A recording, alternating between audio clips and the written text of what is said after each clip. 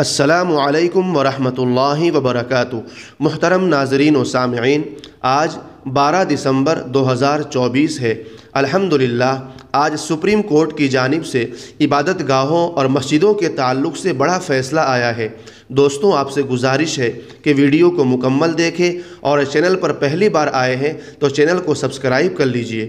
سامعین و ناظرین، الحمدللہ جمعیت علماء ہند کے صدر مولانا محمود اسعد مدنی کی عرضی پر آج دوپہر 3:30 بجے سپریم کورٹ میں پلیسز آف ورشپ ایکٹ 1991 سے متعلق معاملے کی سماعت ہوئی۔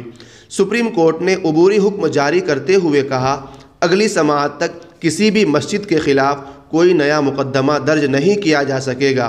جو مقدمات عدالت میں جاری ہے ان پر بھی کوئی عدالت کسی سروے کا حکم جاری نہیں کرے گی، نیز کوئی اثر ڈالنے والا فیصلہ بھی نہیں کرے گی۔ چیف جسٹس CJI نے کہا، ہم اس ایکٹ کے قانونی حیثیت اور اس کے دائرہ کار کا جائزہ لے رہے ہیں۔ جب ہم اس کا جائزہ لے رہے ہیں تو کیا دیگر عدالتوں کے لیے احکامات جاری کرنا مناسب ہوگا؟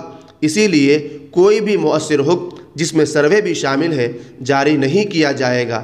اس سماعت کے دوران جمعیت کی طرف سے سینئر وکیل دشینت دوے اور ایڈوکیٹ آن ریکارڈ منصور علی عدالت میں موجود تھے، جبکہ ایڈوکیٹ نیاز احمد فاروقی نے عدالت کے باہر کیس میں معاونت فراہم کی۔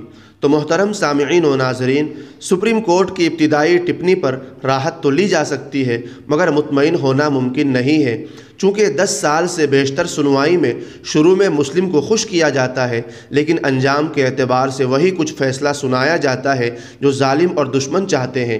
بالالفاظ دیگر اکثریت کو خوش رکھا جاتا ہے۔ ممکن ہے کہ کورٹ 1991 مذہبی مقامات کی حیت کو بدستور رکھے جانے والے قانون کو کلی طور پر نہ مسترد کرے اور نہ اس کی تمام شقوں کو باقی رکھے، بلکہ رد و بدل کرنے کا حکومت وقت کو مشورہ دے یا کسی شق کو ختم کر دے تاکہ مسلم بھی خوش رہے اور غیر مسلم کے لیے کوئی نہ کوئی تعویلات کی راہ کھلی رہے۔ نتیجتاً مسلم ہمیشہ اپنی دفاعی پوزیشن پر ہی رہے۔ سامعین کرام، دعا کریں اللہ تبارک و تعالی مسلمانوں کے حال پر رحم فرمائے اور ہمارے ملک میں امن و امان قائم و دائم فرمائے۔ آمین۔ السلام علیکم ورحمۃ اللہ وبرکاتہ۔